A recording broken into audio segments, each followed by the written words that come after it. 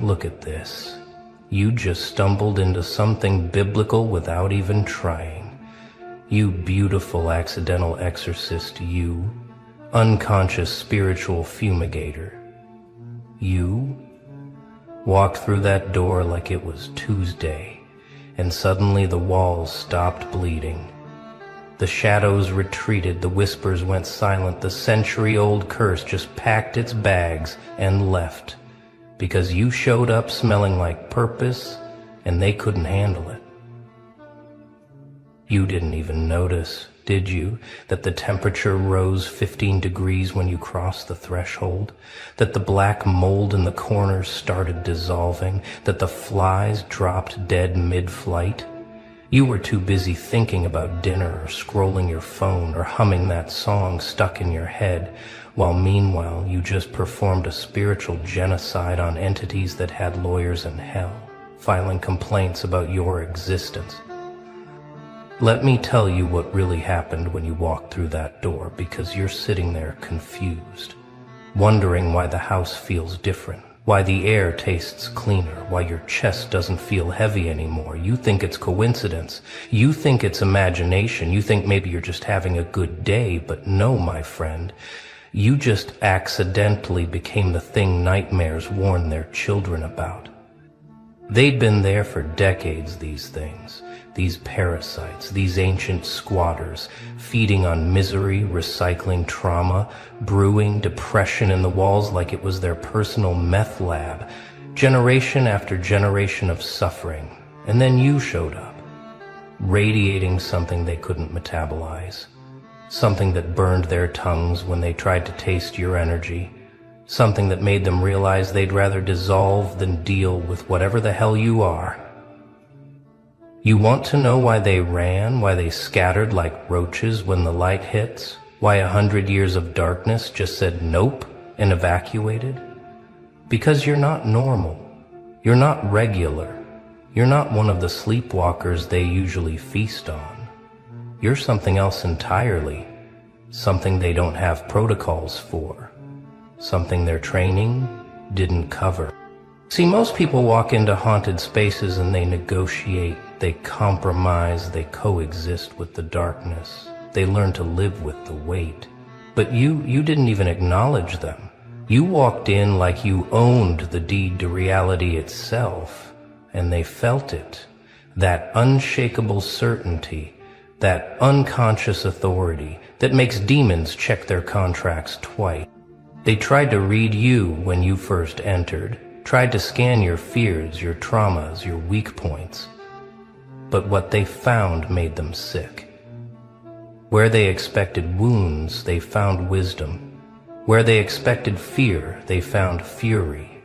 Where they expected victims, they found a veteran of wars they couldn't even pronounce. And suddenly they understood. They weren't the predators anymore.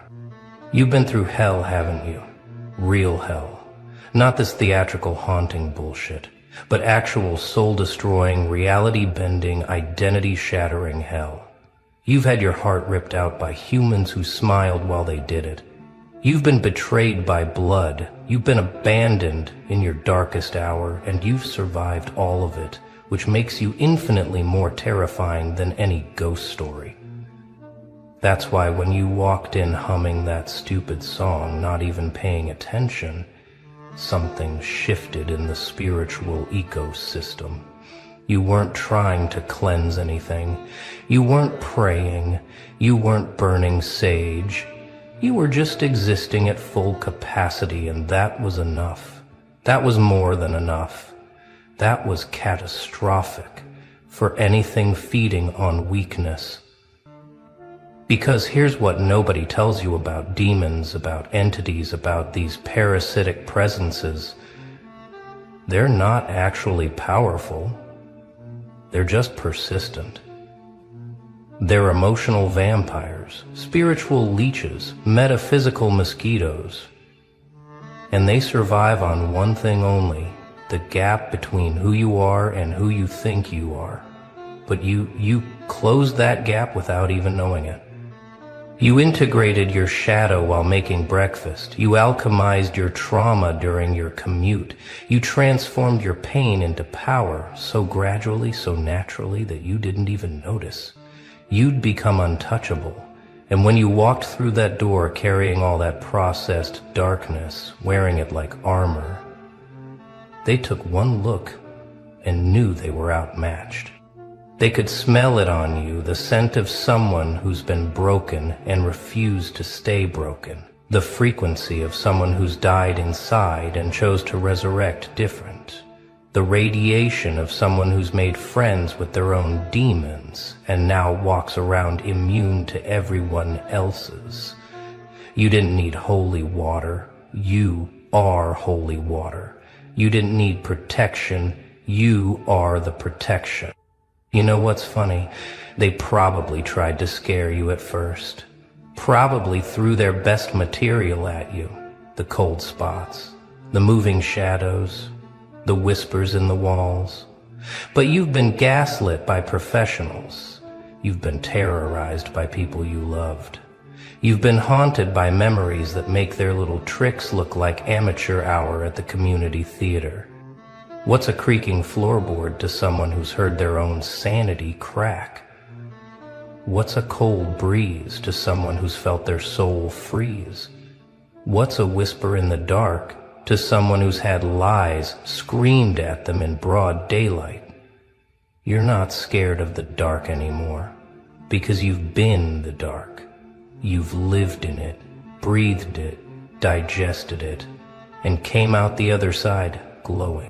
They must have panicked when they realized their usual tactics weren't working, when you didn't flinch at their presence, didn't acknowledge their performance, didn't give them the fear they needed to feed on. It's like a vampire trying to bite a mirror. All they got was their own reflection, and they didn't like what they saw. Because in your presence, they saw what they really were. Not powerful ancient beings, but parasites. Not demons, but dependencies. Not curses, but crutches for people who hadn't learned to walk through their own darkness yet. And you'd already graduated from that school with honors, with scars, with a PhD in surviving the unsurvivable. So they left. They had to. They didn't have a choice when faced with someone who'd already been through worse than anything they could create. You think you just walked in and the energy changed, but what really happened was an evacuation, a mass exodus, a spiritual fire drill where every negative entity in a 5-mile radius got the message, clear out. The real monster just arrived. And you're not even trying. That's what kills them. That's what makes this so beautifully brutal. You're not performing rituals. You're not declaring war. You're just being yourself. And yourself happens to be their kryptonite. Your existence is an exorcism. Your presence is a purification. Your breathing is basically biblical pest control. They're probably warning others right now, spreading the word through whatever network these things use to communicate. Don't go near that one. They're saying that one's different. That one's dangerous. That one doesn't play by the rules. We understand that one walks around leaking light like a broken nuclear reactor. And we can't process that kind of energy. You've become a no-fly zone for darkness, a restricted area for entities, a quarantine zone for anything that feeds on suffering, not because you're pure, not because you're perfect, but because you're processed. You've been through the machine and came out refined, distilled, concentrated into something they can't digest. Let me explain what you actually are, because you're still sitting there thinking this is coincidence, thinking maybe the house just needed air, thinking maybe you're imagining the change. No, you're a walking disruption field, a living virus in their operating system, a glitch in the matrix of misery they've been maintaining for generations. You know how some people are described as having an old soul? Well, you've got a war veteran soul, a soul that's seen too much, survived too much, transcended too much to be affected by parlor tricks and amateur hauntings. You're like showing up to a water gun fight with battlefield experience. These entities took one look at your energy signature and realized they were catastrophically outgunned.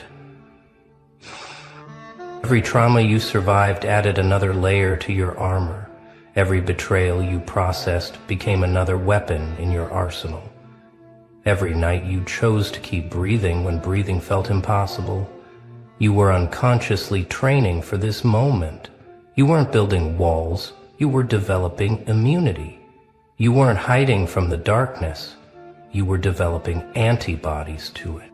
That's why you didn't even notice them when you walked in. Your spiritual immune system just automatically started eliminating threats like white blood cells attacking an infection. You didn't have to try. You didn't have to fight. Your very existence is antimicrobial to their kind of energy.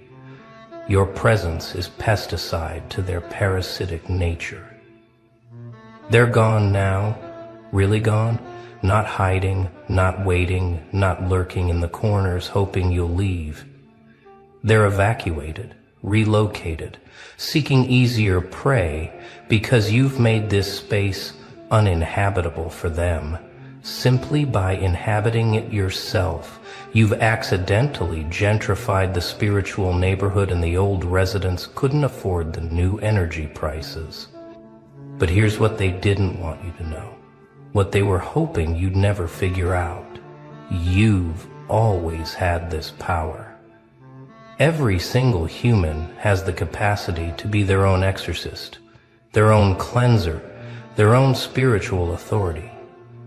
But most people never activate it because they're taught to fear what they don't understand, taught to seek external protection instead of internal power. You activated yours through survival, through refusing to let life break you permanently, through getting back up when staying down would have been easier. Every time you chose to heal instead of harden. Every time you chose growth over grudges. Every time you chose yourself over self-destruction, you were building this frequency that makes you uninhabitable to anything negative. And get this, you are none. You're not special in the way of being chosen. You're special in the way of choosing. You chose to metabolize your pain instead of marinating in it. You chose to transform instead of transferring your trauma. You chose to become the solution instead of perpetuating the problem. And that choice, that series of choices, made you into something entities run from. You want to know what specific frequency you're emitting that makes them scatter like this? It's the frequency of someone who's already been through hell and didn't let it make them hellish. It's the vibration of redemption without revenge, of power without cruelty, of strength without brutality. And that particular combination is like nails on a chalkboard to anything that feeds on suffering. Because suffering is their food source, their fuel, their entire economic system, and you've become someone who doesn't produce it anymore. Oh, you still feel pain, you still experience difficulty, but you don't suffer. You don't marinate, you don't ferment in your troubles.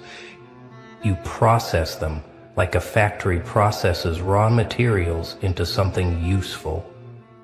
You've become emotionally renewable, spiritually sustainable, psychologically biodegradable.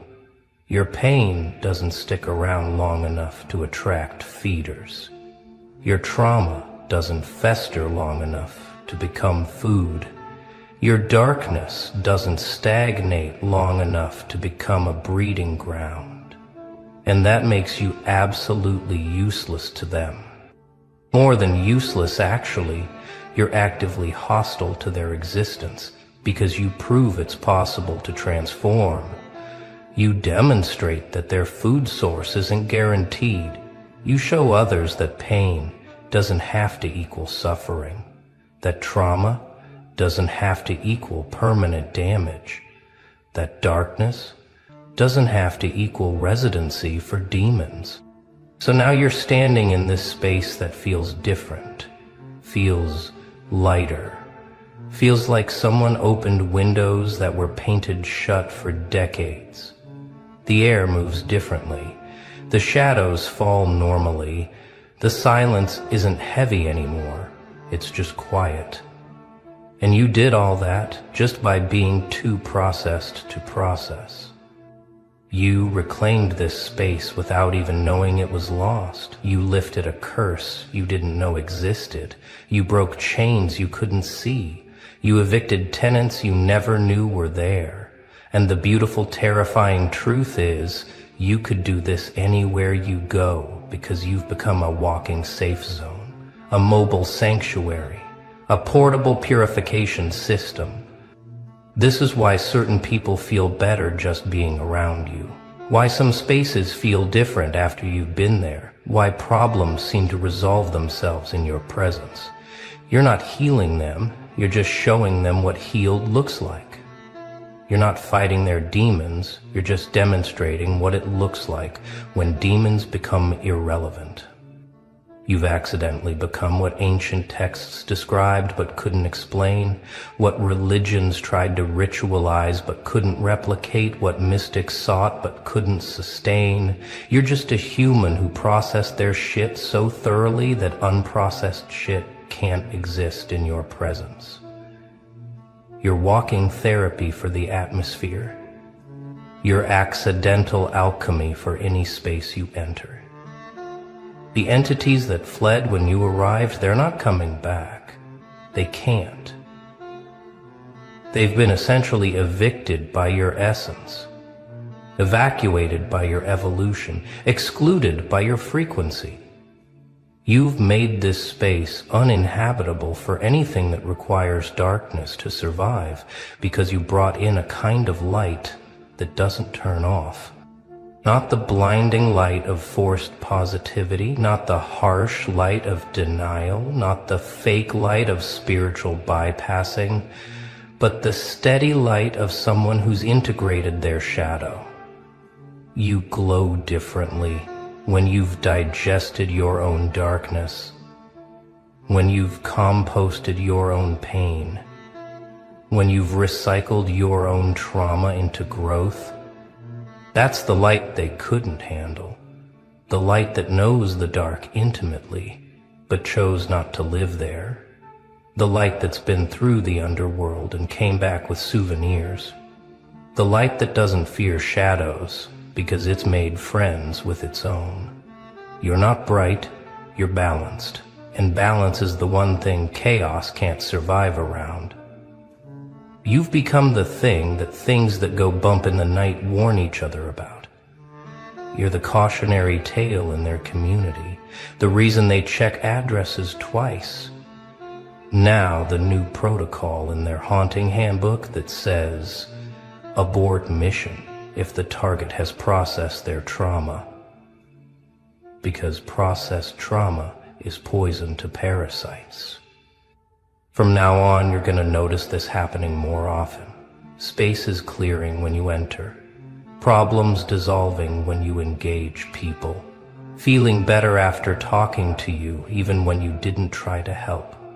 You've become accidentally therapeutic, involuntarily, cleansing, unconsciously healing, just by existing at this frequency. You can't turn it off either. That's the thing about becoming authentic. You can't go back to performing. You can't return to pretending. You can't squeeze back into the box of who you used to be. You're stuck being this powerful, stuck being this clear, stuck being this inadvertently purifying, to everything around you. Some people are going to avoid you now, not consciously, but instinctively, the same way those entities fled. People who are committed to their suffering, who are married to their misery, who are feeding their own demons, they're going to feel uncomfortable around you because your presence asks questions their demons don't want answered. But others are going to gravitate toward you like moths to flame, not because you're trying to attract them, but because you're emitting something they need. You've become a lighthouse for people ready to process their own darkness, a beacon for those ready to evict their own demons, a signal that says transformation is possible because look, I did it without even trying. You mastered something without meaning to, something most people spend lifetimes trying to learn in ashrams and temples and retreats. You learned how to be so thoroughly yourself that nothing false can survive in your presence. You learned how to be so integrated that fragmented energies disintegrate around you. Last and ridiculous, death. Death thickened grudgingly. Death broke. Death. You had to indulge. You didn't study this, didn't practice this, didn't even believe in this, but you became this through the simple act of refusing to let life make you less than you are. Every time you chose growth over comfort, every time you chose truth over ease, every time you chose healing over hiding, you were building this immunity to darkness. Now you walk around accidentally blessing everything you touch, unconsciously consecrating every space you enter, involuntarily, sanctifying every situation you engage with. You've become holy water in human form, not because you're pure, but because you're processed, not because you're perfect, but because you're integrated. The demons that fled when you walked in, they're telling stories about you now, warning others, describing the human who walked in humming and destroyed a century of careful cultivation without even noticing. You've become a legend in their world, the accidental exorcist, the unconscious cleanser, the one who purges without trying. This is your legacy now, not what you build or achieve or accumulate, but the spaces you clean just by entering them. The energy you shift just by being present, the healing you cause just by existing. You're leaving a trail of purified spaces behind you, like breadcrumbs of light in a forest of darkness. Every room you've been in is a little bit cleaner. Every person you've met is a little bit clearer. Every situation you've touched is a little bit lighter. You're not doing this on purpose. You're just leaking light wherever you go, bleeding brightness into the world, shedding sanctity like dead skin cells. Years from now, people are going to wonder why certain spaces feel different, why certain homes have that energy, why certain places feel protected. They won't know it was you who walked through once. Maybe stayed for coffee, maybe just passed by the window, but left behind an energy signature that makes darkness think twice. You're writing history in frequencies instead of words, leaving legacies in vibrations. Instead of monuments, building cathedrals out of cleared energy instead of stone. You're the reason some spaces never get haunted again. The reason some darkness never returns. The reason some demons add addresses to their do not disturb list.